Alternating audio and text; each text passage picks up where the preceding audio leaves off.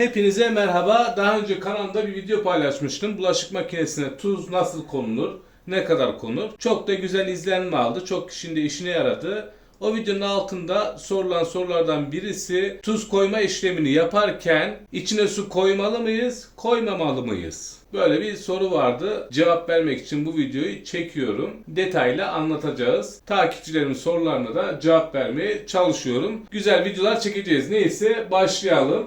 Şimdi bulaşık makinemizin tuz koyma kısmı şurası. Bunu herkes biliyor zaten. Makinemize tuz koyarken buradan su çıkması gayet normal. Bakın bizimkinden de çıkıyor. Su yoksa burada su eklemenize gerek yok.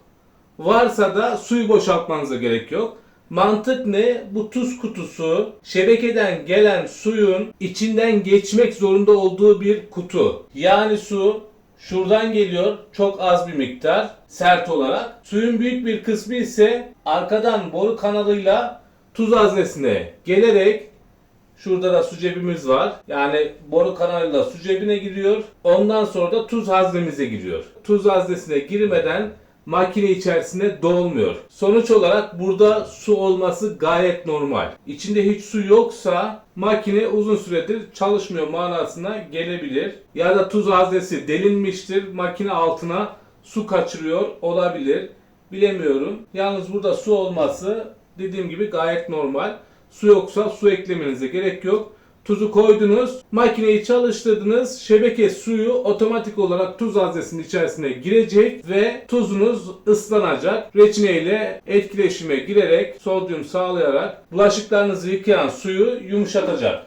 O da kazan içerisine dolacak. Şimdi ben açtım, kuruydu, hiç içinde su yoktu gibi yorumlar var.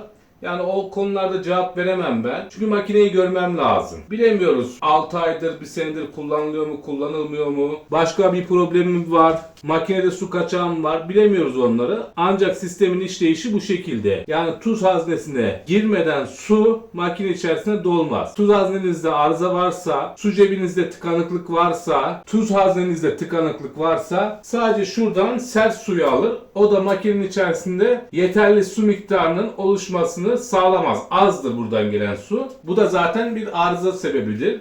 Bu kadar arkadaşlar. Videomu burada son veriyorum. Umarım faydalı, güzel bir video olmuştur.